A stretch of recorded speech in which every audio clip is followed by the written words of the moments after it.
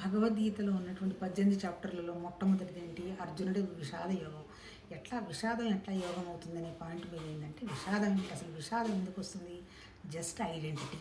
నాదేదో పోయింది, నాకేదో నన్నేదో హర్ట్ చేశారు, ఇట్లా నాదికి ఎక్కడైతే మనం విలువిస్తుంటామో అది అహంకారం. ఆ అహంకారమే దుఃఖం, అంతకంటే ఏం లేదు. ఆ అహంకారాన్ని ఎలా పోగొట్టుకోవాలనేటువంటి విషయాన్ని భగవద్గీత చెప్పి ఏం చెప్పింది? ఇక్కడ నువ్వు చేసేది నువ్వు అనేది ఏం లేదయ్యా. నువ్వు కనీసం తుమ్మును కూడా ఆపలేవు. ఇంకా నీ అహంకారం ఏంది? ఎప్పుడు ఉంటావో తెలియదు, ఎప్పుడు పోతావో తెలియదు, ఏమీ తెలియదు. కాకపోతే భగవతత్వంలో నీకు కొన్ని పనులు ఇచ్చున్నాడు. ఆ పనులు ధర్మబద్ధంగా యజ్ఞంలాగా కండక్ట్ చేసి, దాంతోపాటు నీ దగ్గర ఒక మనసు ఉంది. ఆ మనసును అనవసర విషయాలని తీసేసి ఏది ముఖ్యమో, ఏది ఉపయోగకరమో అనేటువంటి విషయాన్ని దృష్టిలో పెట్టుకొని ఆ పని మీద మనసు పెడుతూ ఒకే ఒక విషయానికి వచ్చేట్టుగా నీ మనసును తయారు చేసుకో. మూడోది వచ్చేంటి? భక్తి. ఎక్కడుంది భక్తి? భగవతత్వం అనేది నీ మనసులోనే పరమాత్మతత్వం ఉన్నది. అందుకని మరి పరమాత్మతత్వం నువ్వు చూసావా? ఎవరైనా చూసారా? ఆ క్రియేటర్ని ఎవరు చూడలేదు.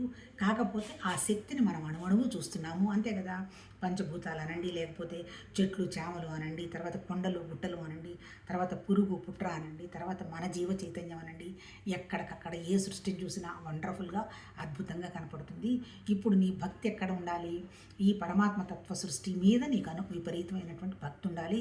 ఎవరిని చూసినా గౌరవంతో, ప్రేమతోటి అంతా భగవతత్వం అనేటువంటి విషయంగా నువ్వు కండక్ట్ చేసుకుంటూ పోవాలి. అంటే ఏంటి? నువ్వు క్రియేటర్ని ఎవరు చూడలేదు, కానీ ఆ క్రియేటర్ని మన ఋషులు గ్రహించారు. అంటే ఆ క్రియేటర్ యొక్క శక్తిని, ఆ క్రియేషన్ యొక్క శక్తిని వాళ్ళు గ్రహించి వాళ్ళు ఏం చేశారు? మనకి బోధించారు. ఏం చెప్పారు? ఉన్నదంతా ఏంటి? ప్రకృతి కానివ్వండి, తర్వాత పంచభూతాలు కానివ్వండి, చెట్లు చేమలు కానివ్వండి, మన జీవన విధానం కానీ అంతా భగవతత్వంలో నుంచి వచ్చింది. అందుకని భగవతత్వంలో ఉంచినటువంటి సృష్టిని నువ్వు గౌరవంగా చూడు, ప్రేమగా చూడు. అది భగవతత్వం అనేటువంటి విషయం దేన్ని చూసినా నువ్వు గ్రహించావు అంటే నీకు వచ్చే లాభం ఏంటంటే, నీ మనసు వండర్ఫుల్గా నిశ్శబ్దమైపోతుంది, మౌనమైపోతుంది, తర్వాత నిరాకారం అయిపోతుంది, నిర్వికల్పం అయిపోతుంది.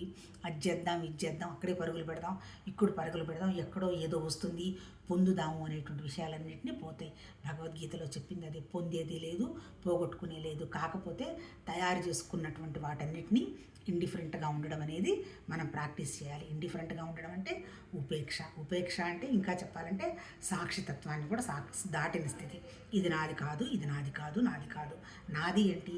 మన ద్వారా జరగాల్సినటువంటి ఏ విషయమైనా జరుగుతున్నదంతా నాదేం కాదు, కానీ భగవతత్వ భావంలో జరుగుతున్నది అనేటువంటి భావాన్ని భగవద్గీత చెప్పింది.